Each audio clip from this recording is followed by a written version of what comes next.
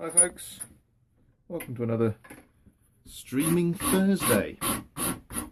This tape we are looking at the continuation of making this bow that I've featured a couple of times this week on Facebook posts. It's meant to be a £55 triple laminate at 29 and I've tillered it and got it. It's actually come out at about 60 at 29 at the moment, so I've got the nocks on, and those are glued on yesterday.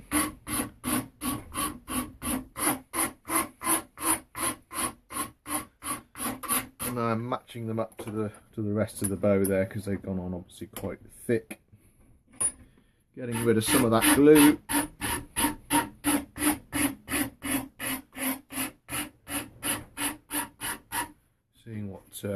Seeing what we get. It's always a bit of a surprise when you put a horn nock onto a bow there. Quite what you're going to get, what step you're going to get between the horn there and the actual bow itself. And obviously we need to even those up. So we're going to take a look at what we've got there.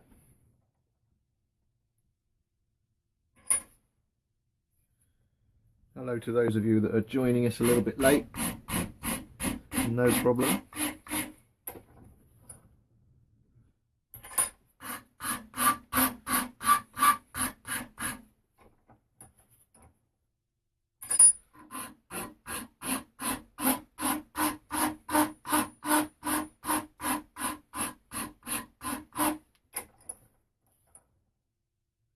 Okay, we got that line a little bit better there between where the nock sits and the remainder of the glue there.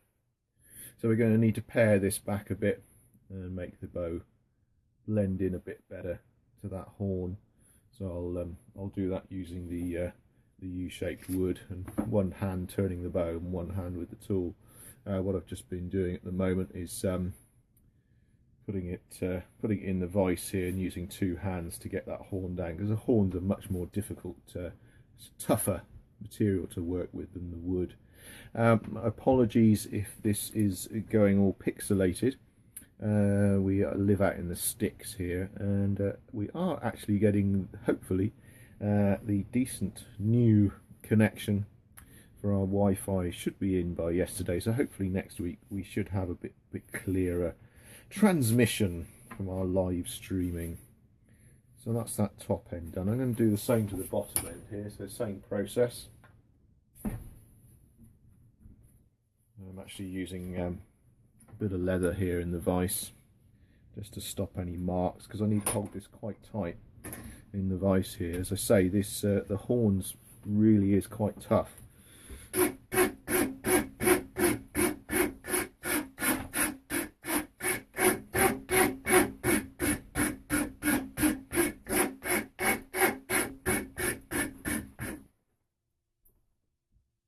Check who we've got on the stream here.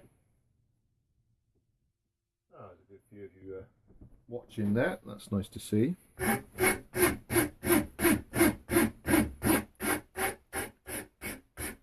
The advantage with being able to use both hands here, particularly when you're using a rasp or a file. I'm obviously doing quite fine work here. I'm trying not to dig in too much into the wood of the bow itself.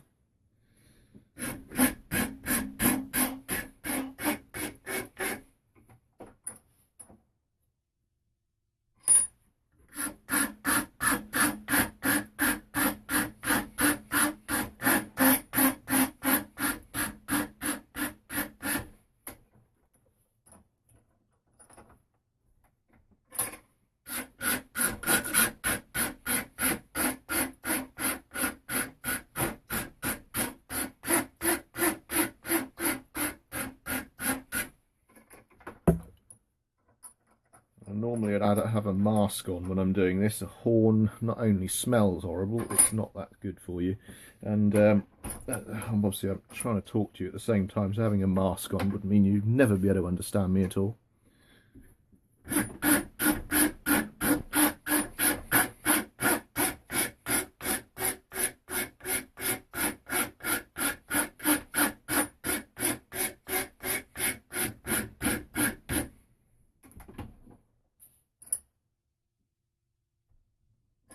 Again, those of you joining us late, welcome. As I was just mentioning to everybody else, if you are getting some pixelation whilst watching this, it is because we've got a rather rubbish Wi-Fi signal here, which we are getting sorted out. So hopefully by next week it should be a lot better.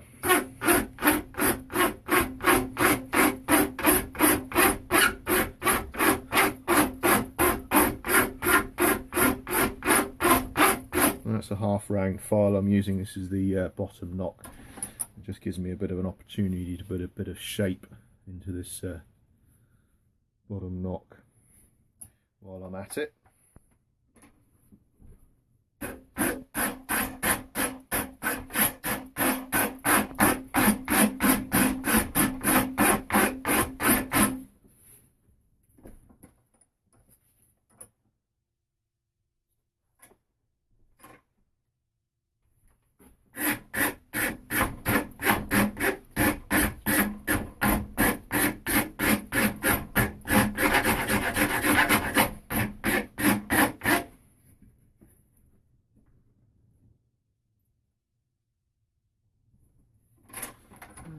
Okay, there's a few of you watching now. Those of you who weren't here at the beginning, this is a triple laminate, which I was showing earlier on in the week. I was working on this one. I've got it tillered up now, which is why I put the nocks on yesterday evening. It's more than the weight that was required. It's actually come out nearly 60. It was actually wanted to be about 55, so I've put the nocks on. And as we often do with our bows, once we've put the nocks on, we know we're going to lose a bit more of this wood here to blend it into the nock. So we are going to lose some weight. And it also means when I till a bow, and I've mentioned this in some of my videos before, we do tend to leave the tips a bit stiff, because we know that we're going to be doing that reduction at the end there, and we're going to make this blend more into the nock. Make it much more aesthetically pleasing for everybody involved.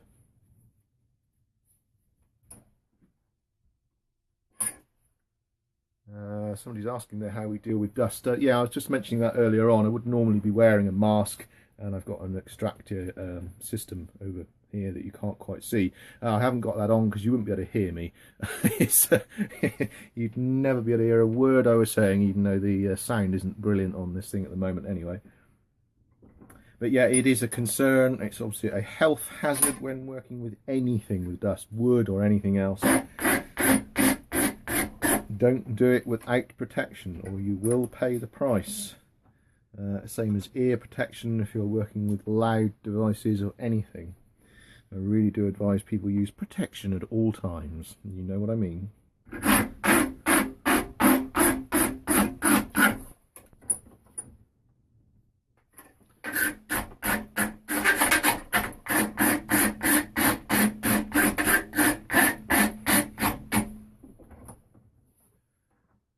I'm eyeing down this as we do it as well, trying to get it a bit more even and straight on the limb here.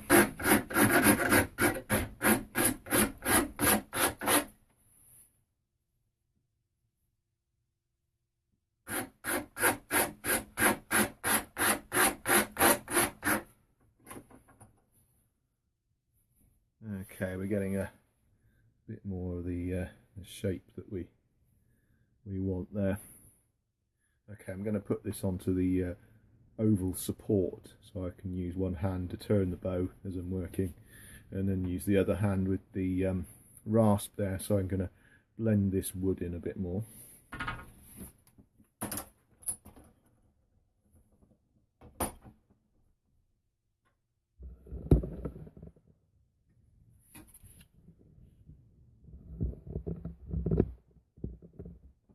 Okay, hopefully you can still see that.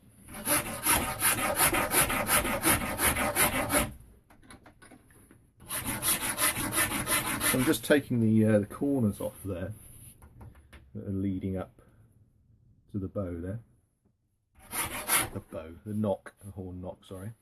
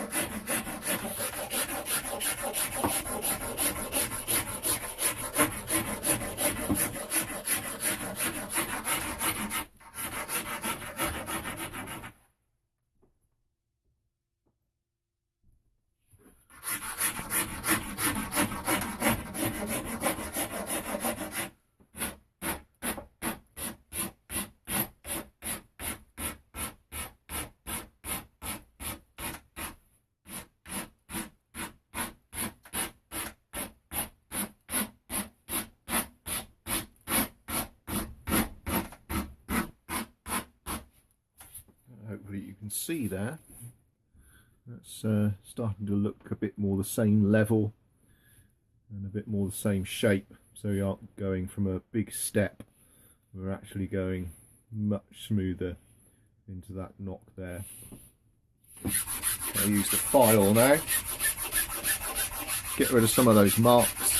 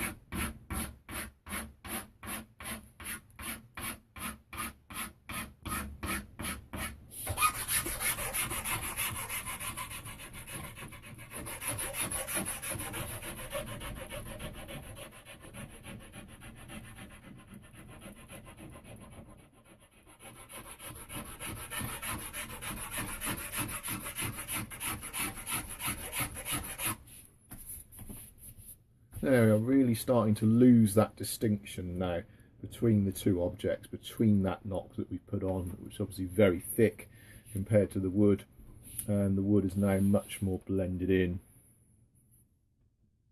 So we really are starting to see that looks more like one object rather than two objects clumped together. It is one of those more of those sort of finesse aspects of bow making. Paul's asking what the poundage of the bow is. Yeah, as mentioned earlier on, that this is eventually going to be a 55 pound at 29 inches. It's actually around 60 at the moment.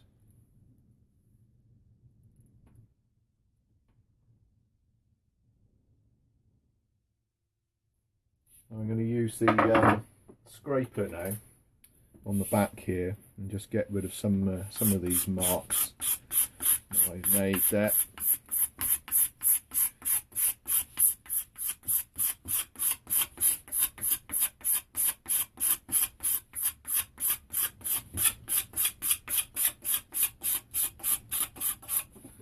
So I'm not going to get rid of too many on the belly side because I'm going to need to check the tiller on this anyway.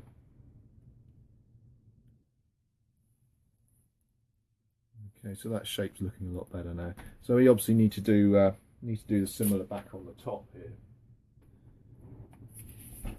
So this is the one I was working on a minute ago. So we've already done the double-handed work on the horn there, and now I just need to do what I said did to the same to the bottom and blend these rather distinct corners. I think that shows you there the difference between what we just achieved with the bottom limb. I'll turn that round and show you again. So there's what we've done with the bottom there. You can't beat a blended in bottom, can you?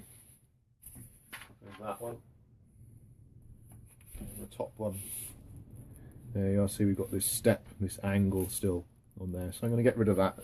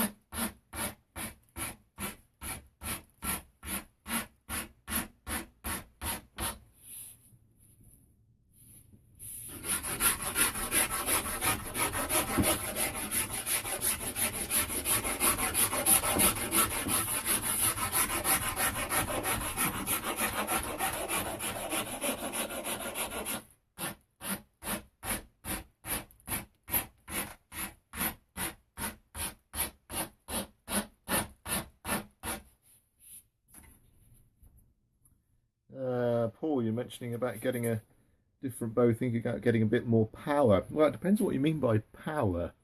If you mean cast, then getting a heavier bow may not achieve any more cast. You may want to go for something of a different construction, but also some people do give up on their bows a little bit too soon, when there's plenty of things you can do to your bow, or more to the point, the equipment that you use with it, to get more effective range and distance out of it, like a new string, a fast flight string, or even adjusting your arrows.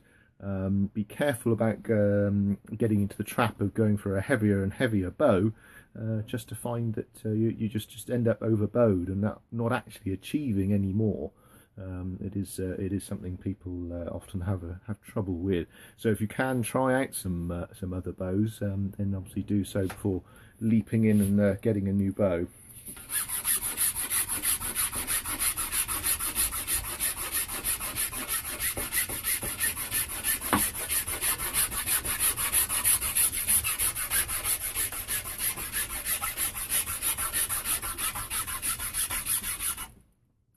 But of course, I'm sure if you go to one of the many retailers out there who are selling bows, they probably won't give you that advice. They'll say, yes, you want a more heavy bow, and they'll sell you a bow without giving you any advice.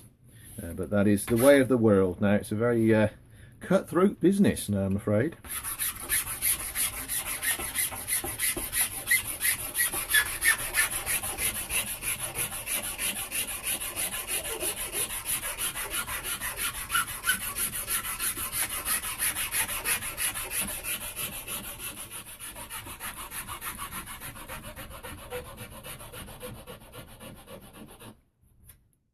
Yeah, we're getting rid of that glue line there. I don't know whether that's coming out on the screen there or not.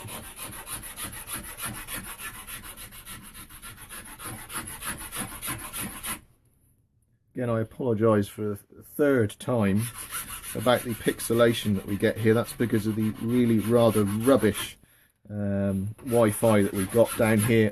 I am in the middle of getting some better Wi-Fi, and that hopefully should be ready for next week, for next streaming Thursday. Should be improving the signal a bit.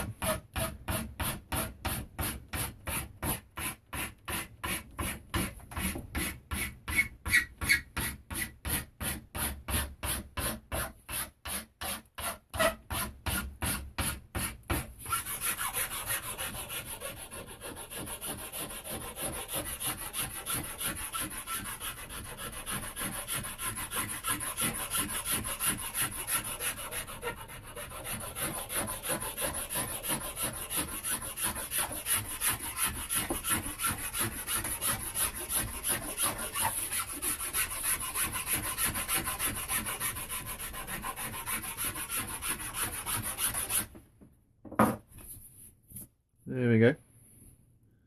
Much more blended in there now. Hopefully you can see that's not going too pixelated. Just get the old scraper again and get rid of some of these marks on the back here.